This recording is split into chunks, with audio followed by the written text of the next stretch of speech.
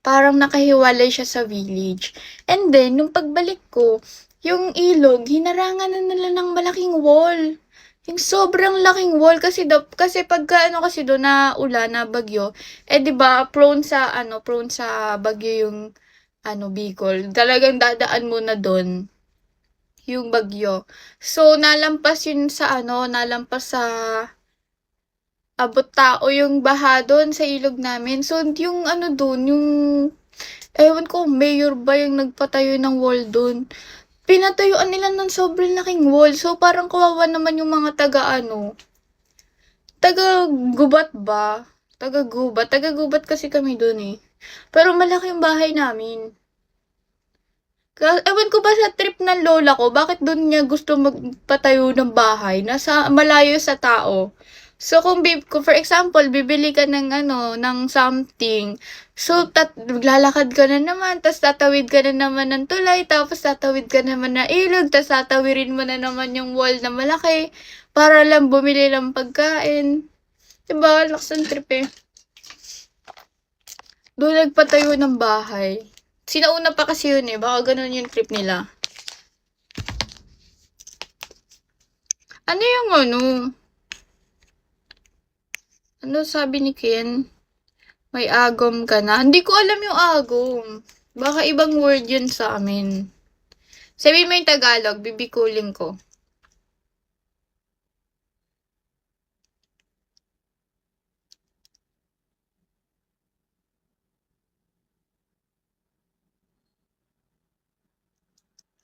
Sasabihin nila dyan, pero sobrang layo. Iba-iba kasi yung Bicol sa atin eh. Especially sa amin, nasa dulo na kami ng Bicol. So, iba na siya. Malapit na siya sa Bisaya word. Pero pag nag-airplane ka from Manila, malapit lang, sabay Sorsogon. Also, from Manila, 1 hour. Then, pupunta ka Sorsogon, ano ka. So, bali 3 hours lang. Unlike mag-bus ka, 'di ba? Sa amin from here, tapos pabipuntang Bicol, 12 hours.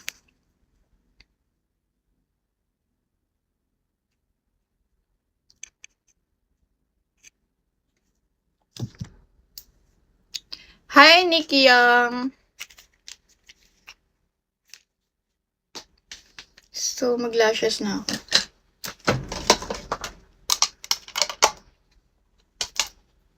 Tapos, uso pa yung, hala, ba't nawala yung half nito? So, paano ko to magagamit? Nawala na yung dalawa. Oh. So, wala na siya. Hindi ko na siya magagamit.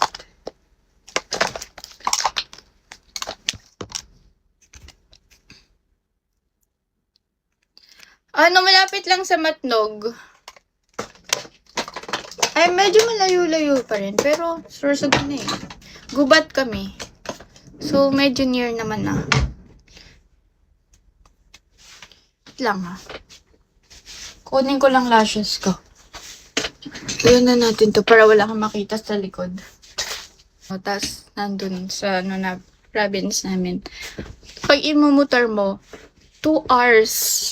So, ang layo. Kaya, if hindi ka sanay sa mga ganun, baka ma-board. Tapos, some of, na area, walang signal, ganyan. Diba? So, baka ma-board. Binahe ko yan 6 hours. Anong gamit mo? Anong transpo? Hi! Hello! What's your name? I'm from Hong Kong. Hello! Anong transpo mo?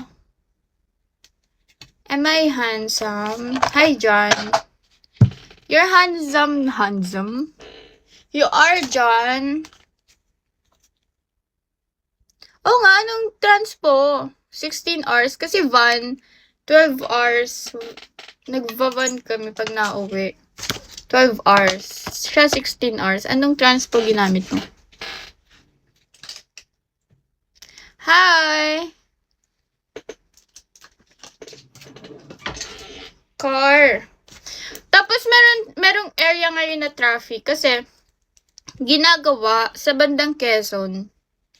Like, traffic yung areas in.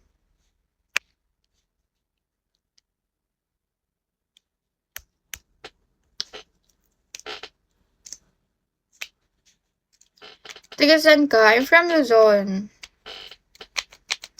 I'm from Laguna.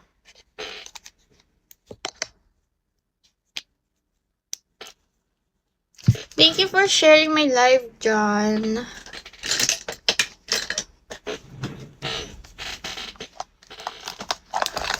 Ako sa Paranaque.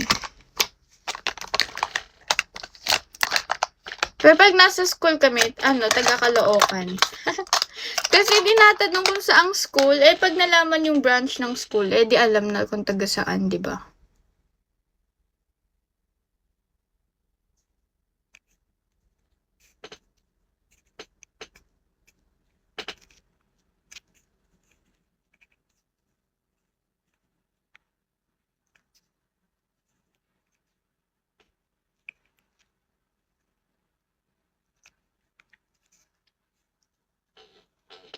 Kumain ka na ba? Pagtapos ko, kakain na ako.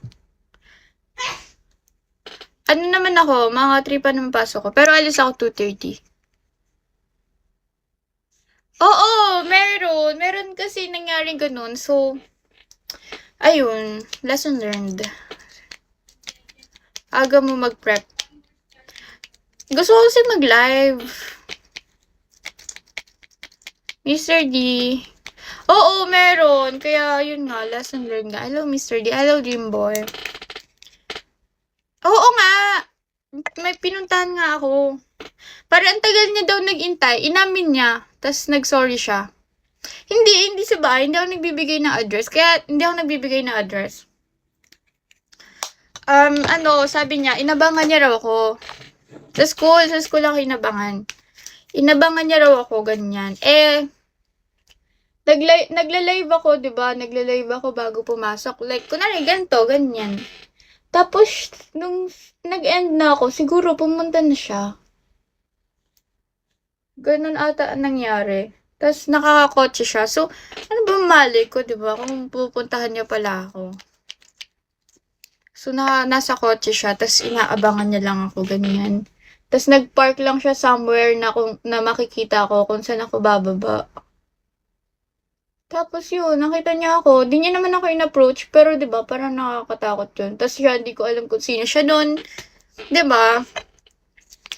Kaya pag nasa school ako, nag-iiba-ibang lugar kami. Bigla na ako na taga Davao. Parang Google